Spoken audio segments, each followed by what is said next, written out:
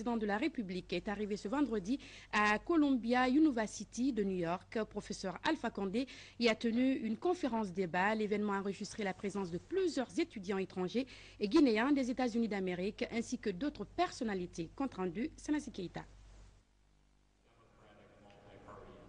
Dans la matinée de ce jeudi à New York, le président de la République a animé une conférence débat à la célèbre université de Columbia. Face aux étudiants, le chef de l'État revient dans son statut de professeur d'université, où il a clairement expliqué sa vision de l'Afrique pour les prochaines années. Gouvernance, économie, emploi et tant d'autres sujets d'actualité ont été abordés par l'assistance, notamment des jeunes étudiants guinéens. Des sujets détaillés par le président Alpha Condé à la satisfaction des jeunes qui peuvent avoir un rôle crucial à jouer dans le développement socio-économique et politique du pays. Mon objectif, c'est que demain, les étudiants guinéens puissent suivre les cours faits en France, en Allemagne, aux États-Unis, en même temps que les étudiants. Comme que les médecins puissent faire les opérations, c'est-à-dire en suivant, comme ça se fait aujourd'hui, quelqu'un qui fait l'opération, il fait l'opération, le monsieur lui montre en France comment il faut faire. Mais cela suppose malheureusement qu'on règle un certain nombre de problèmes. Le premier, c'est le problème de l'énergie. Parce qu'il ne peut pas avoir d'informatique ou si vous voulez aller sur l'ordinateur, il faut bien que vous ayez... Deuxièmement, c'est la maîtrise du savoir. Nous n'avons pas de bons professeurs. Ce n'est pas leur faute. Ils veulent être bons, mais quand vous n'avez pas de bibliothèque, vous n'avez pas de laboratoire, vous n'avez même pas de revue, comment voulez-vous progresser? Quel que soit... Ici, vous êtes aux États-Unis, vous progressez. Parce que vous lisez tous les jours les journaux, vous lisez les revues économiques. Mais une fois que vous êtes en Guinée, au bout de 2 ans, 3 ans, vous êtes dépassé parce que vous ne lisez plus. Donc moi, je pense que je vous renvoie la balle.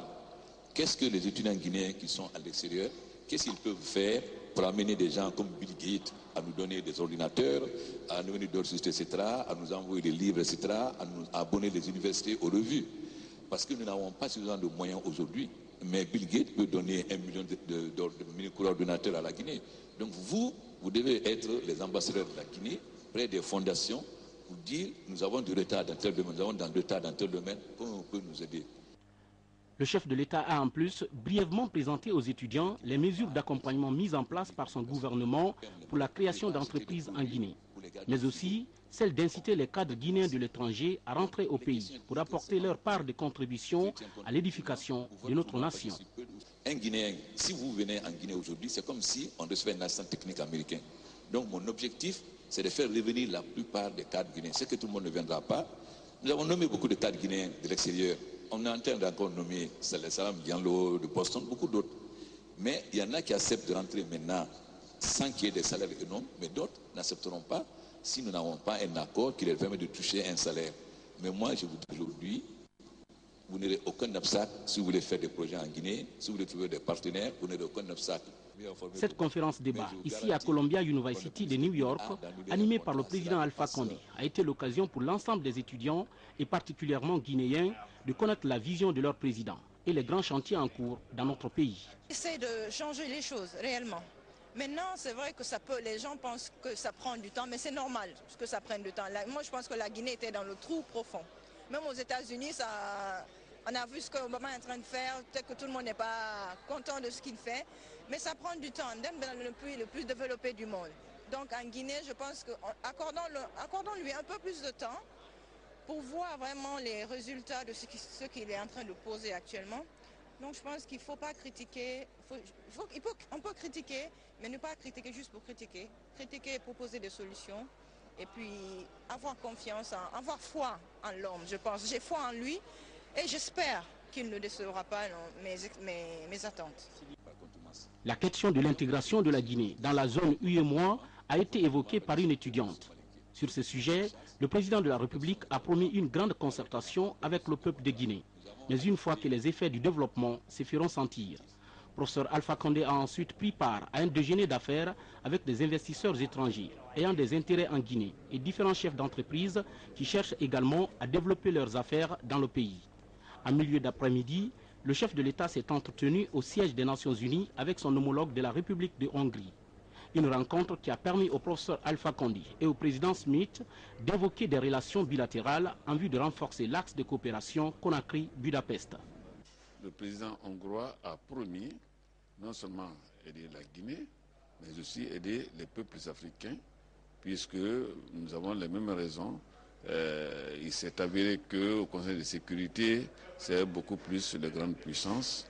Donc le président hongrois a promis qu'il prendrait en compte, s'il est au Conseil de sécurité, il prendra en compte les problèmes guinéens et les problèmes africains.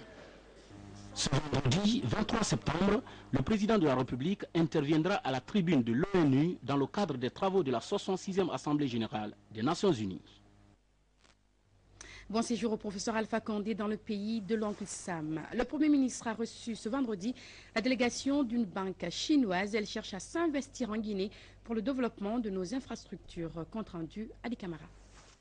En séjour de travail en Guinée, le vice-gouverneur de la banque chinoise China Development Bank a été reçu en audience ce vendredi par le Premier ministre chef de gouvernement.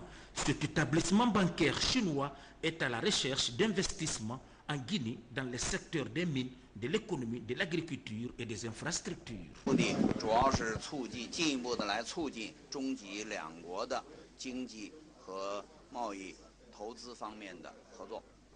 Alors cette fois-ci, on cherche de promouvoir la coopération entre la Guinée et la Chine concernant économie, investissement, mines, etc. Alors, dans les domaines de l'agriculture, de l'infrastructure et des ressources minières. Alors cette fois-ci, on devrait faire les études. Combien d'emplois on peut créer pour la Guinée, comment on peut travailler d'une façon plus rapide et pour offrir une vie, mieux vie pour les gens locaux. À travers ces différents projets, China Development Bank va promouvoir la coopération entre la Guinée et la Chine, un élan que le Premier ministre chef du gouvernement, Mohamed Seydou Fofana, apprécie bien et entend développer en vue de renforcer ce partenariat. La coopération sino-guinéenne va reconnaître un dynamisme sans précédent. La Chine et la Guinée sont deux pays frères et amis, et la Guinée, de tout temps, depuis son indépendance, a bénéficié de façon régulière de la compréhension de l'amitié et de la coopération avec la Chine.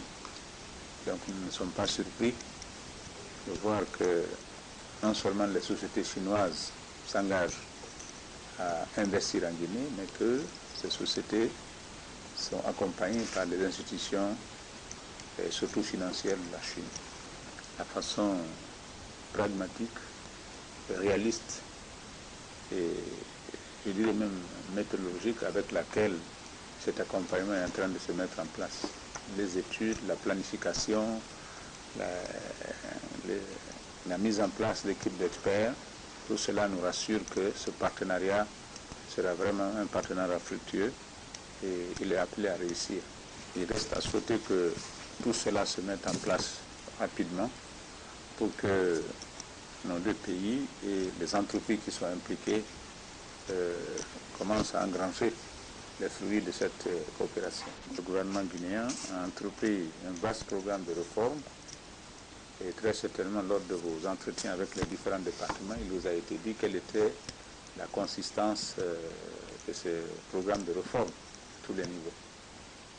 Du point de vue, très certainement, grâce au travail que nous faisons actuellement en collaboration avec les institutions de Bretton Woods, notre objectif est que d'ici la fin de l'année, nous puissions avoir un programme formel avec le Fonds et la Banque mondiale qui nous permettrait d'atteindre le point d'achèvement dans les meilleurs délais et bénéficier de l'abandon de la lourde créance que nous avons sur nous. La bonne intention des autorités de cette banque chinoise doit se traduire en actes concrets pour le bonheur des deux peuples. La Fondation Condé Guénékaba lance officiellement le programme de prévention transmission mère et enfant. L'événement est prévu pour demain au siège de la dite fondation. À propos, je vous invite à suivre la déclaration de la Première Dame de la République.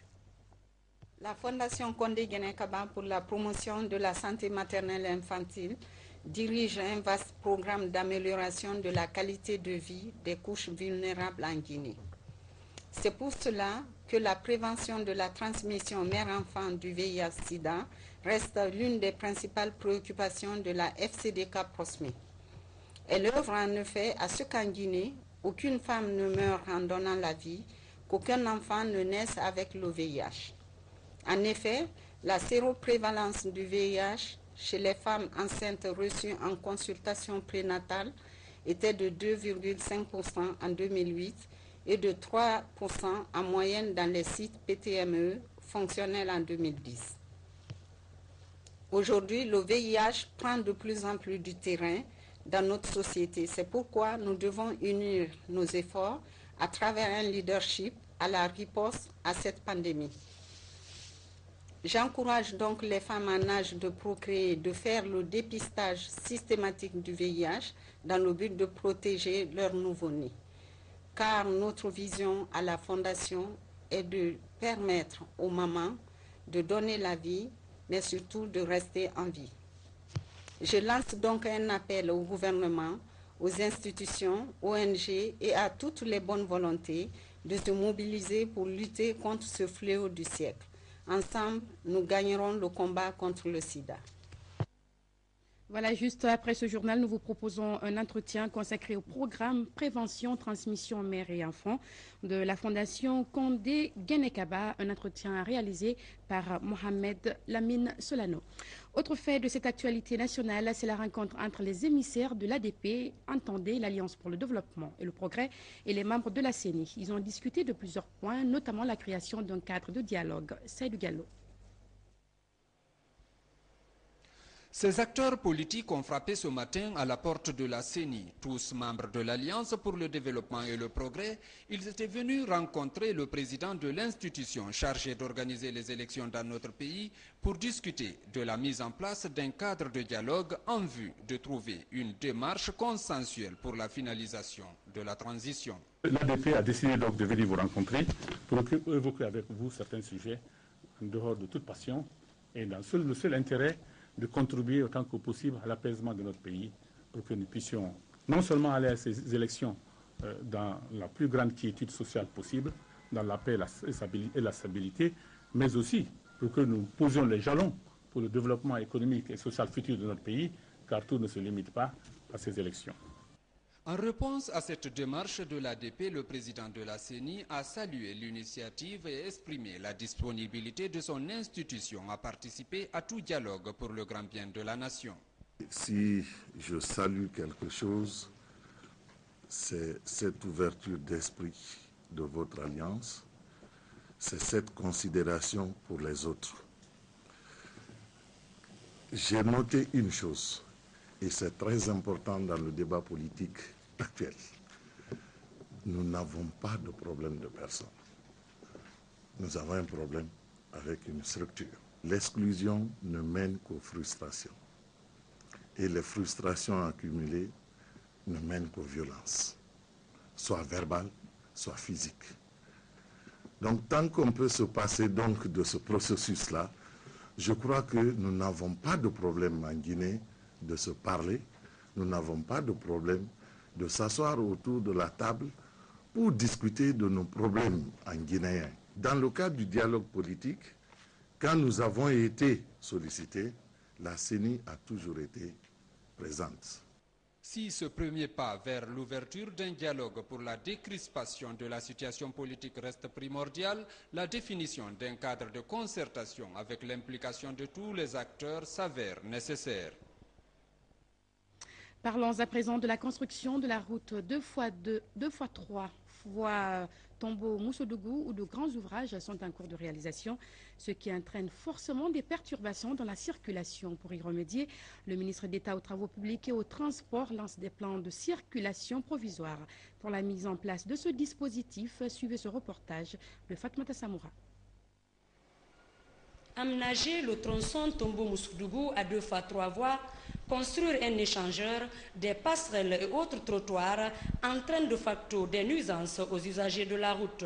La réduction au minimum de ces nuisances taraude le maître d'ouvrage, les bailleurs de fonds ainsi que les entreprises en charge des travaux. C'est pourquoi des études ont été faites pour aboutir à ces plans de circulation provisoire. C'est des mesures qui permettent de mieux fluidifier la circulation dans la ville de Conakry.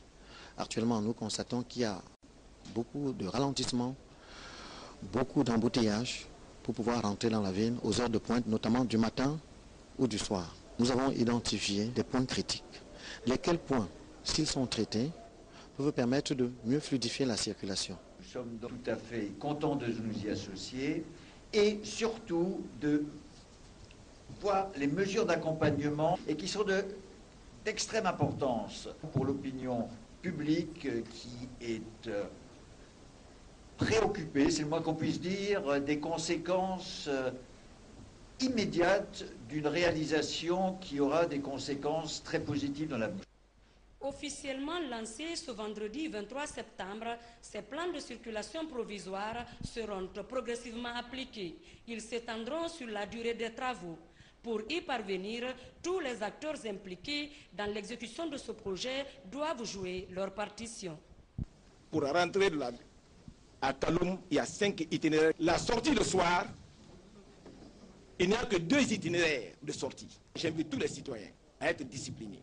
L'appel est à lancer à nous les hommes en tenue. Nous sommes les premiers responsables de la pagaille. Ce vaste programme d'organisation de la circulation depuis Bessia jusqu'à la presqu'île de Kaloum repose sur des stratégies. Une campagne de communication multimédia, l'aménagement de 11 zones stratégiques à travers la ville, le renforcement du dispositif policier, une collaboration étroite entre les différentes autorités administratives et les usagers. Une communication grand public sera bientôt lancée. Elle se résume notamment à des spots, des communiqués radio-télé et des prospectus à distribuer aux usagers. Cela pour l'évolution normale du chantier avec moins de nuisances. Un atelier de restructuration du projet de développement urbain 3 s'est tenu dans notre capitale. L'enjeu concerne la collaboration entre le gouvernement et la Banque mondiale dans le secteur urbain en Guinée. On prit part à la rencontre maire de Conakry et des villes de l'intérieur du pays et puis représentants de l'Union européenne. Saint-Martin, Francina Dunou. C'est une concertation consécutive à la revue à mi-parcours du PDU3, projet de développement urbain. Elle consiste à expliquer par exemple aux acteurs l'état d'avancement des activités prévues et à évaluer les premiers impacts sur les bénéficiaires. Objectif, améliorer les performances dans la poursuite de la mise en œuvre des activités vers l'atteinte des objectifs de la phase 2 du projet. Cet atelier offre l'occasion aux acteurs que vous êtes d'organiser une large concertation sur ce sujet afin de trouver les meilleures réponses. C'est tout dire l'intérêt que le gouvernement guinéen attache aux résultats de vos travaux. Nous devons tous garder mémoire que l'achèvement et la clôture de cette phase de manière satisfaisante est la condition nécessaire au maintien et au renforcement de l'intervention de la Banque mondiale dans le secteur urbain guinéen. Le contrat de ville verra ses activités et son contenu consolidés à travers les services et les engagements réciproques. La Banque mondiale et les autres partenaires partagent l'avis qu'une telle dynamique constitue un levier important pour une décentralisation moderne en Guinée. Nous sommes pratiquement à 3 mois de la date de clôture initiale du projet. Conséquemment, donc, il nécessite une extension si on peut atteindre certains objectifs initialement définis. De notre point de vue, le présent atelier devrait créer les conditions de restructuration pour le recentrer, pour atteindre plus efficacement ces objectifs. Il ressort, le financement des contrats de ville des 15 communes a été porté à 12 486 925 $ US. Sur la gestion des déchets, son environnement institutionnel, les impacts environnementaux et sociaux, l'atelier a fait le tour institutionnel de la question en débattant des sources de production des déchets. La restructuration du PDU3 phase 2 pourra ouvrir de nouvelles opportunités au ministère de l'Urbanisme pour l'exécution de nombreux projets urbains en instance qui souffrent dans les tiroirs faute de financement. Et puis le ministre de la Coopération s'est entretenu avec la secrétaire générale de la Mano River Union au centre des discussions, la sécurisation et le développement socio-économique des pays membres de cette institution. Ramatoulaye Touré. semaines par le président Alpha Condé, Agassara Ndaraba était venu prendre contact avec le chef du département de la coopération internationale en vue d'une meilleure collaboration. La nouvelle secrétaire générale a beaucoup milité pour la cause de la Mano River Union dans le cadre de la paix dans la sous-région. Au niveau du bassin du fleuve Mano, la priorité des priorités, c'est la sécurisation de ces pays. Vous savez que tous ces pays ont connu des conflits plus ou moins violents et lors du dernier sommet à Monrovia, cette priorité de sécurisation a été encore une fois réaffirmée. Je pense également que maintenant, en ce début du XXIe siècle, le développement aussi est un antidote à la guerre et au conflit. Je pense que maintenant, il faut que la Mano River Union se tourne vers les programmes de développement qui peuvent effectivement intégrer les peuples des 4 pays. Pour Dr Koutoubou Moustapha Sano, le choix porté sur Agassara Ndaraba n'est pas fortuit car cette dame, très connue pour son dynamisme et sa réputation, fait aujourd'hui la fierté de la Guinéenne. Une séance de formation des élus locaux et préfectoraux de Farana vient de se tenir sous la présidence du ministre des Audits. C'est dans le cadre de la poursuite du processus d'élaboration du plan quinquennal. Reportage Abdoulaye Gallo rendu par Moussa Bangoura. La région administrative de Farana présente un niveau de pauvreté estimé à 67%. Les 2 tiers de la population restent frappés par la misère alors que cette région compte sur son territoire le plus grand gisement de fer de classe mondiale. Ce sont les résultats de certaines enquêtes jugées paradoxaux par ces élus locaux. Nous invitons à une réflexion féconde qui vous amènera sûrement vers la rédaction d'un document circonstancié qui prendra en compte les préoccupations fondamentales et légitimes de nos populations.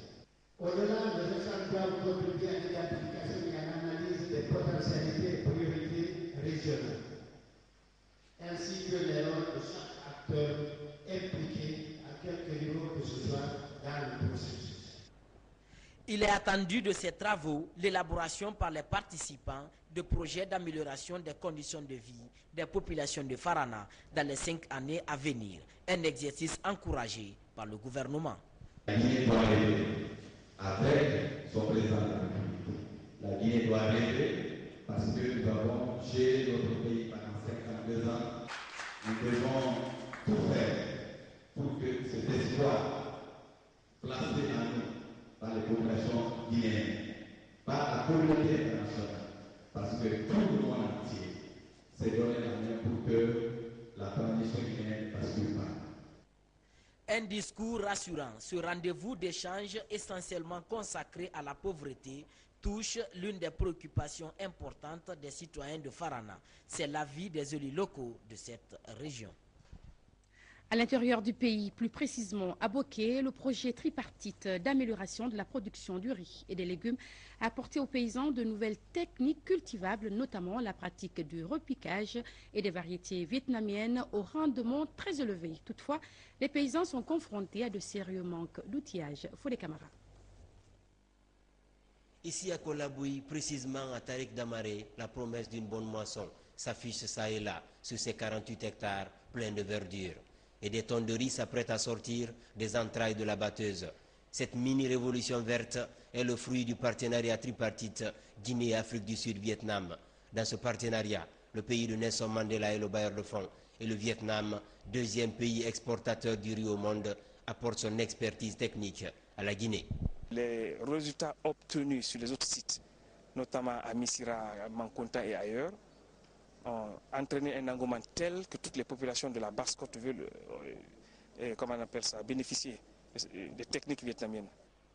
Depuis 3 ans, à Kamsar, Kolaboui et Mankuntan, sur 347 hectares mis en valeur, avec une moyenne de 4 à 5 tonnes par hectare, la production risicole s'élève à près de 1500 tonnes, d'une valeur estimée à plus de 3 milliards de francs guinéens engrangés par les paysans. Seule fausse note, dans les champs, les petits exploitants agricoles ont du mal à sortir de la corvée des travaux de la faucille, symbole de l'agriculture extensive. C'est un peu pénible. Hier, les gens utilisaient les moyens rudimentaires Mais aujourd'hui, vu la mécanisation de l'agriculture, le président est en train de mettre les bouchées doubles. Et vous allez constater la sortie de 150 tracteurs. Bien avant ça, nous avions eu 100 tracteurs et 100 motoculteurs. Ça, c'est un don du gouvernement indien. Et maintenant, vous avez 150 tracteurs que vous allez voir éventuellement dans les 48 heures qui suivent, qui seront exposés à Supermag. Tout ça là, c'est l'apport du professeur Alpha Condé pour le monde paysan. Pour mettre les jeunes agronomes guinéens à l'école des coopérants vietnamiens, 30 homologues ont été recrutés et équipés en moto. Et le projet va s'étendre sur de nouvelles localités de Boké, Kindia, Kankan, Kissidougou et Djekedou. Comment lutter contre la criminalité dans la cité? C'est pour répondre à cette question que le parquet de première instance de Dixine a conféré avec les forces de sécurité intervenant dans sa juridiction. Il s'agissait de favoriser une étroite collaboration entre la justice et la police judiciaire. Kerno Younoussaba. Le tribunal de première instance de Conakry 2 s'implique dans la lutte contre la criminalité dans la capitale. Magistrats et forces de sécurité doivent s'impliquer dans la gestion des infractions, comme l'expliquent certains magistrats. Nous devons réfléchir ensemble pour savoir comment juguler ce mal dans nos deux communes-là. Comment faire en sorte que les citoyens de Dixine, le citoyen de Ratoma se promène librement, qu'il ferme sa maison sans que sa maison soit fracturée ou sans que des gangs armés viennent pour faire un assaut. Deux fois, emporter des choses qui mettent en désolation toute une famille. Le tribunal de Conakry 2 a le ressort le plus grand. Nous avons le plus grand nombre d'officiers judiciaires. Le territoire est vaste parce que nous avons deux communes. Alors que quand on prend Kaloum, c'est une seule commune. Mais nous avons deux communes, Dixine et Raton. Ce sont les deux grandes communes de Conakry. C'est dire que ces rencontres périodiques-là nous permettent encore de procéder à une gestion rationnelle de toutes les affaires qui nous parviennent et qui contribuent à la fois à l'équilibre de paix et de sécurité. Il est attendu de cette rencontre une collaboration entre magistrats et forces de sécurité. Cette synergie pourrait limiter les affaires pénales devenues de nos jours récurrentes dans les juridictions. L'Observatoire pour la défense des droits des enfants a été officiellement lancé mercredi, créé sous les auspices du programme de renforcement des capacités pour la paix. Cette structure aura pour tâche la protection et puis la promotion des droits des enfants en République de Guinée. Kumbasso signe ce reportage. C'est pour mettre un terme aux pratiques néfastes dont sont victimes les enfants, notamment l'abandon, l'exploitation sexuelle, les mutilations génitales féminines, le mariage précoce et tant d'autres, que le programme de renforcement des capacités pour la paix vient de mettre en place l'Observatoire pour la défense des droits de l'enfant. Cette structure qui a pour but d'analyser de façon continue la situation des enfants en matière de protection et de promotion de ces droits s'engage à évaluer les actions dans les domaines afférents au bien-être de l'enfant afin d'actualiser les défis à relever. Nous ignorons, mesdames et messieurs, que la protection de l'enfant et la promotion de ses droits constituent des tâches permanentes auxquelles chaque citoyenne et chaque citoyen doivent s'atteler.